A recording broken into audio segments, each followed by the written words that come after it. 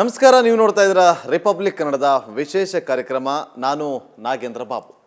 ಇವತ್ತು ನಮ್ಮೊಂದಿಗೆ ಒಬ್ಬ ವ್ಯಕ್ತಿ ಇದ್ದಾರೆ. ಅವರನ್ನು ನಿರ್ದೇಶಕ, ನಟ ಅಂತ ಕರೆದಕ್ಕಿಂತ ವೈಯಕ್ತಿಕವಾಗಿ ನಾನು ಅವರನ್ನು ಬುದ್ಧಿವಂತ ಅಂತ ಕರಿತೀನಿ. ಯಾರು ಅಂತ ನಿಮಗೆ ಗೊತ್ತಾಗಿರ್ಬೋದು. ಇವತ್ತು ಅವರ ಹುಟ್ಟುಹಬ್ಬದ ಆಚರಣೆ ಕೂಡ ಇದೆ. ಅವ್ರನ್ನ ಮಾತಾಡಿಸ್ತಾ ಹೋಗ್ತೀನಿ. ನಿಮ್ಗೆ ಆಲ್ರೆಡಿ ಗೊತ್ತಾಗಿದೆ ಯಾರು ಅಂಥೇಳಿ.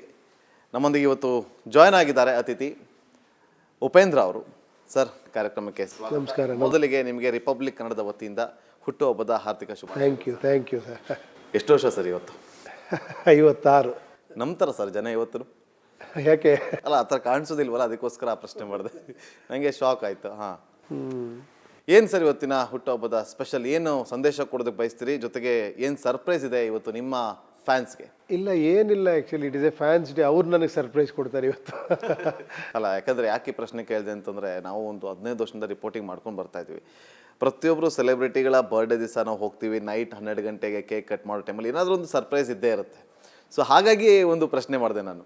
ಇಲ್ಲ, ಇದು ನನ್ನ ಆ ಥರ ಬರ್ತ್ಡೇ ಅಲ್ಲ. ಇದು ಆ್ಯಕ್ಚುಲಿ ಇದೇನೆಂದರೆ ಫ್ಯಾನ್ಸಿಗೆ ಏನು ಅವ್ರಿಗೆ ಡೆಡಿಕೇಟ್ ಮಾಡಿರೋದು ಇದು ನಾನು ಈ ದಿನಾನ.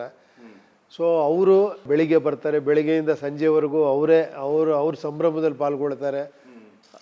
ಅವ್ರು ಏನೇನು ಅಂದ್ಕೊಂಡಿದ್ದಾರೋ ಅದನ್ನೆಲ್ಲ ಮಾಡ್ತಾ ಹೋಗ್ತಾರೆ ಅಷ್ಟೇ. ಬೇರೆ ಬೇರೆ ಥರ ಕೇಕ್ ತರ್ತಾರೆ, ಬೇರೆ ಬೇರೆ ಥರ ಏನೇನೋ ತರ್ತಾರೆ. ಅವ್ರದ್ದೇ ಆದೊಂದು ಇದು ಫೋಟೋಗಳು ತೆಗೆಸ್ಕೊತಾರೆ. ಸೊ ಈ ಥರದ ಸೆಲೆಬ್ರೇಷನ್ ಇದು.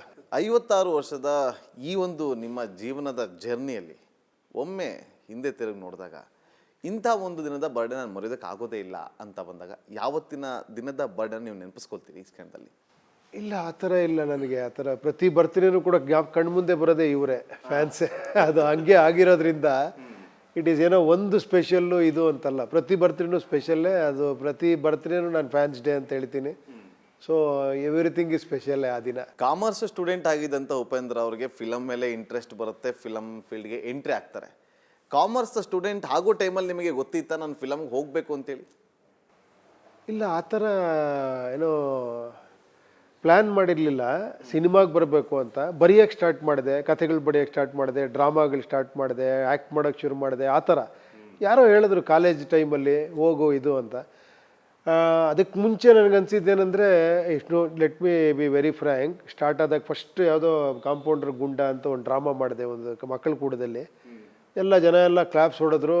ಮಕ್ಕಳು ಏನು ಮಾಡಿದ್ರು ಖುಷಿ ಪಡ್ತಾರಲ್ಲ ಜನ. ಅಂದರೆ ಅವಾಗ ನನಗೇನೋ ಇಲ್ಲ ಏನೋ ಮಾಡ್ಬೋದು ನಾನು ಅಂತ. ಚಿಕ್ಕ ವಯಸ್ಸಲ್ಲ ಅವಾಗ, ಸುಮಾರು ಅವಾಗ ನನಗೆ ಒಂದು 12-13 ವರ್ಷ ಇರ್ಬೋದು.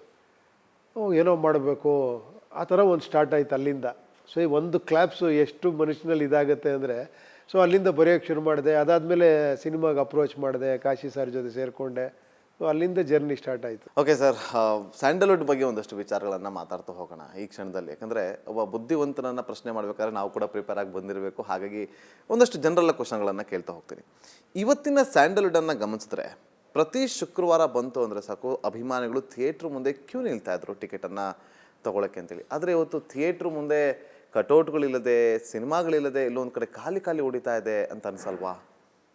ಇಲ್ಲ, ಆ ಥರ ಅಲ್ಲ. ನಾವು ಎಲ್ಲವನ್ನೂ ಎಲ್ಲ ರೀತಿಲೂ ಕರೆಕ್ಟಾಗಿ ಯೋಚನೆ ಮಾಡೋಕ್ಕೆ, ಜಸ್ಟ್ ಒಂದು ಹಂಗೆ ಯೋಚನೆ ಮಾಡೋಕ್ಕಲ್ಲ.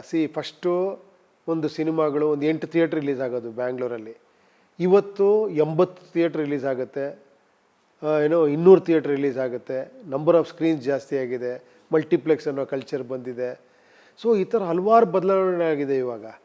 ಫಸ್ಟು ಗಾಂಧಿನಗರದಲ್ಲಿ ಮೈನ್ ಥಿಯೇಟ್ರ್ ಅನ್ನೋ ಕಾನ್ಸೆಪ್ಟ್ ಇತ್ತು. ಇವಾಗ ಎಲ್ಲ ಏರಿಯಾದಲ್ಲೂ ಒಂದೊಂದು ಮೈನ್ ಥಿಯೇಟ್ರ್ ಇದೆ. ಸೊ ಈ ಥರ ಹಲವಾರು ಇದಿದೆ ಆ್ಯಕ್ಚುಲಿ. ಆಮೇಲೆ OTT ಅನ್ನೋದು ಬಂದಿದೆ.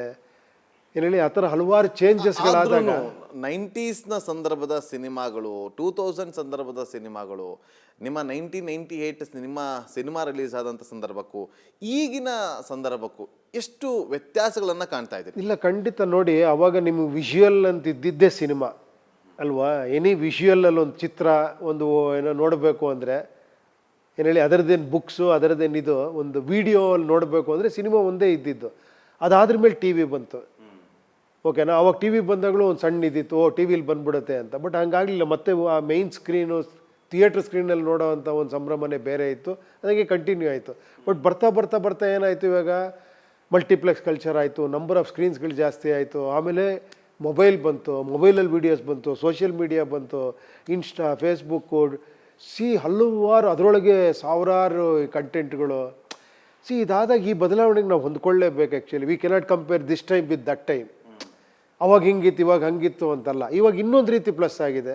ಇವತ್ತು ಫ್ಯಾನ್ಸ್ ಹೇಗಿರಬೇಕು ಅನ್ನೋದು ನಿಮ್ಮ ಒಂದು ಮನದಾಳದ ಮಾತನ್ನು ಹೇಳಿದ್ರೆ. ಇಲ್ಲ, ನಾವು ದೊಡ್ಡ ಮಾತದು ಫ್ಯಾನ್ಸ್ ಹೆಂಗಿರಬೇಕು ಅಂತ ಹೇಳೋ ಏನೋ ಅರ್ಹತೆ ನಮಗಿಲ್ಲ ಅಂತ ನಾನು ಹೇಳ್ತೀನಿ. ಆ್ಯಕ್ಚುಲಿ ನಾವು ಹೆಂಗಿರಬೇಕು ಅಂತ ಹೇಳ್ಬೋದು ಅಷ್ಟೇ, ಅದರಲ್ಲೂ ನಾನು ಹೆಂಗಿರಬೇಕು ಅಂತ ಹೇಳ್ಬೋದು ಅಷ್ಟೇ.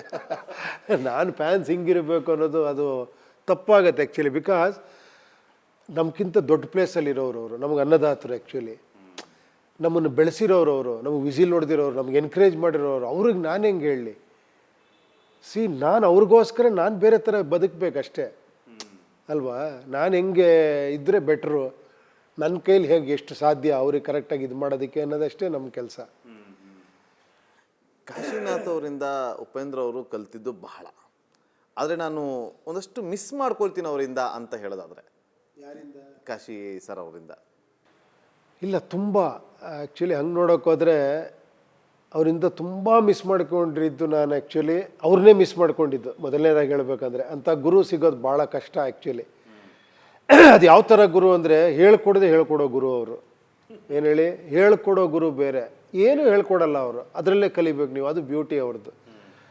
ಅರ್ಥ ಆಯ್ತಾ? ತುಂಬ ಪ್ರಾಕ್ಟಿಕಲ್ ಆಗಿದ್ದಂಥ ಗುರು, ತುಂಬ ಹಾನೆಸ್ಟಾಗಿ ಮಾತಾಡ್ತಿದ್ದಂಥ ಗುರು. ನಾನು ಹಿಂಗೆ ಇರೋದು, ಇದೇ ಸತ್ಯ, ಇದೇ ಪ್ರಪಂಚ ಅಂತ ಹೇಳ್ಕೊಡ್ತಿದ್ದಂಥ ಗುರು.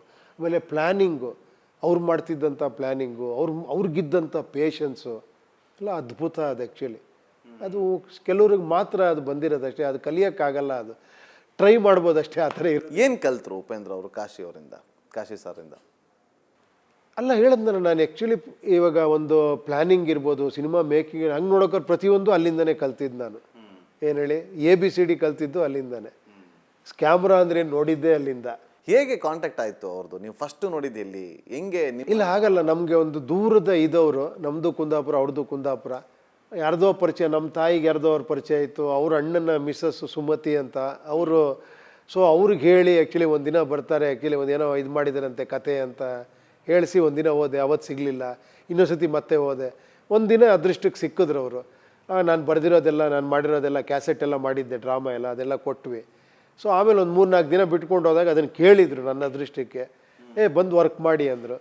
ನಾನು ಕಾಲೇಜ್ ಓದ್ತಾ ಇದ್ದೆ. ಸರ್ ಕಾಲೇಜ್ ಮುಗಿಸ್ಕೊಂಡು ಫ್ರೀ ಇದ್ದಾಗೆಲ್ಲ ಬರ್ತೀನಿ ಅಂದೆ. ಆಯಿತು ಬಾ ಅಂದರು. ಅಲ್ಲಿಂದ ಸ್ಟಾರ್ಟ್ ಆಯಿತು. ಸರ್, ಇವತ್ತು ಪಕ್ಕದ ರಾಜ್ಯದ ಬಗ್ಗೆ ಮಾತಾಡಿದರೆ, ಕೇರಳದಲ್ಲಿ ಒಂದಷ್ಟು ವಿಚಾರಗಳು, ಅಲ್ಲಿನ ಕಾಲಿವುಡ್ ಬಗ್ಗೆ ದೊಡ್ಡ ಮಟ್ಟದಲ್ಲಿ ಚರ್ಚೆಗಳಾಗ್ತಾ ಇದೆ. ಸ್ಯಾಂಡಲ್ವುಡ್ನಲ್ಲೂ ಕೂಡ ಅದೇ ರೀತಿಯಾಗಿ ಒಂದು ಸಮಿತಿ ರಚನೆ ಆಗಬೇಕು ಅನ್ನೋ ಒಂದು ಕೂಗು ಕೇಳಿ ಬಂತು. ಇದ್ರ ಬಗ್ಗೆ ನಿಮ್ಮ ಪ್ರತಿಕ್ರಿಯೆ ಏನು? ಅಲ್ಲ, ಖಂಡಿತ. ಇವಾಗ ಅದನ್ನು ಏನೋ ಯಾರು ನಿಜವಾಗ್ಲೂ ಆ ಒಂದು ಇದರಲ್ಲಿ ಇದಾಗಿದ್ದಾರೋ ಅವರೇನೋ ಬಯಸ್ತಾ ಇದ್ದಾರೆ, ಬೇಕು ಅಂದರೆ